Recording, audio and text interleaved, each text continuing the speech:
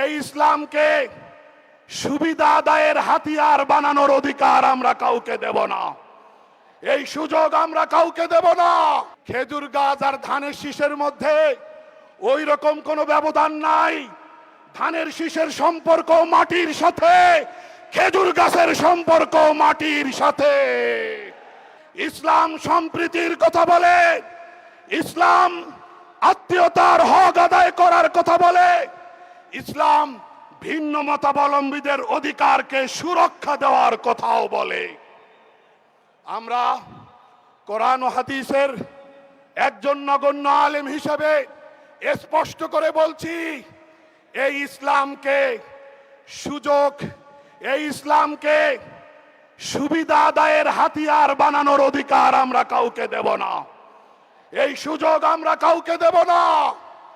আমি আপনাদের এই ৩৩টি আসনের মধ্যে নীলফামারী ১ ডোমারডিমলা সংসদীয় আসন থেকে খেজুর গাছ প্রতীক নিয়ে লড়ছি। খেজুর গাছ আর ধানের শীষের মধ্যে ওই রকম কোনো ব্যবধান নাই। ধানের শীষের সম্পর্ক মাটির সাথে, খেজুর গাছের সম্পর্ক মাটির সাথে। সুতরাং এই ২৫ বছরের একসঙ্গে চলার এই জায়গাটাকে আমি আরো সুদৃঢ় করবার আবেদন জানাই। আজকের এই বিশাল জনসভা, যেই জনসভা ইতিমধ্যে জনসমুদ্রে পরিণত হয়েছে, উপস্থিত সবাইকে ধন্যবাদ জানাই।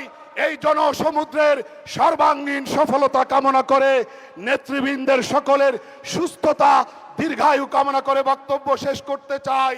আল্লাহ কোরআনে বলেছেন, খবরদার তোমরা নিজেরা নিজেদের পায়ে কুড়াল মেরো না।